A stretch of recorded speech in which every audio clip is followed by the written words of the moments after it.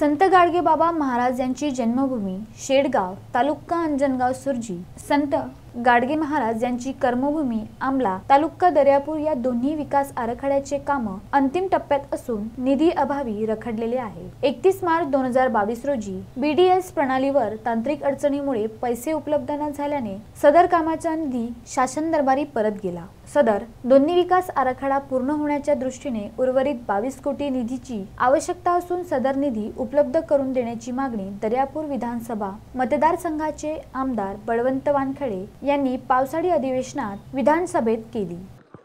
मागील काळात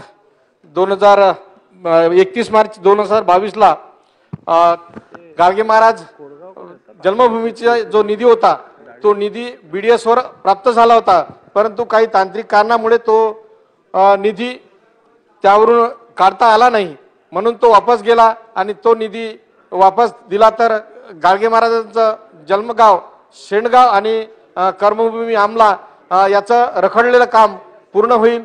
आणि मी या निमित्तानं आपल्याला विनंती करतो की तो निधी वितरित करण्याच्या संदर्भात सूचना कराव्यात। तसेच दर्यापूर, अंजनगाव, अचलपूर या तालुक्याच्या ग्रामीण भागात मोठ्या प्रमाणात मूलभूत सुविधेचा अभाव आहे। गावांतर्गत रस्ते, नाल्या, सभागृह, वाचनालय, ग्रामपंचायत इमारत, विविध पुतळ्यांचे सौंदर्यीकरण, स्मशान शेड, स्मशानभूमी, रस्ता, कब्रस्थान, वॉलकट कंपाऊंड अशा विविध मूलभूत सुविधा व विकास कामे प्रलंबित आहे। या प्रलंबित विकास कामे पूर्ण करण्याकरिता 3 तालुक्याला प्रत्येकी 50 कोटी निधी उपलब्ध करून देण्याची मागणी यावेळी केली। दर्यापूर मतदारसंघातील सततच्या पावसाने ग्रामीण मार्गाची अवस्था अतिशय वाईट झाली असून सदर रस्त्याच्या देखभाल व दुरुस्ती बांधकामासाठी जिल्हा परिषद अमरावती अंतर्गत मिळणारा निधी अपुरा आहे। यावर्षी सततच्या झालेल्या पावसाने मतदारसंघातील ग्रामीण मार्ग मोठ्या प्रमाणात खराब झाला असून रस्त्याची अक्षरशः चाळण झाली असून याचा परिणाम ग्रामीण भागातील अर्थव्यवस्थेवर होत आहे। दर्यापूर मतदारसंघात ग्रामीण मार्गाचे जाळे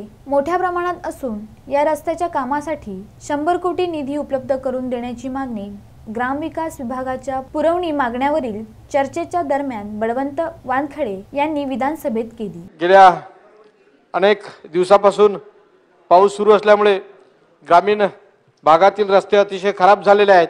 माझ्या मतदारसंघातील येलकी पूर्ण हा ग्रामीण रस्ता हा पूर्णतः वाहून गेला, त्यामुळे त्याचा पूल आणि तो रस्ता होणे गरजेचे आहे।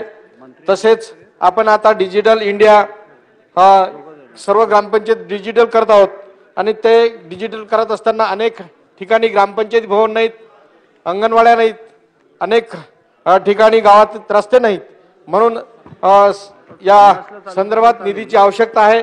तरी मी आपणा मार्फत माननीय मंत्री महोदयांना विनंती करतो की ग्रामीण भागात जास्तीत जास्त निधी उपलब्ध करून द्यावा आणि त्याचबरोबर विनंती करतो की 25-15चा आमचा काही थांबलेला निधी आहे साहेब, तो सुद्धा आपण द्यावा अशी मी या निमित्ताने विनंती करतो। गजानन देशमुख, विदर्भ न्यूज, दर्यापूर।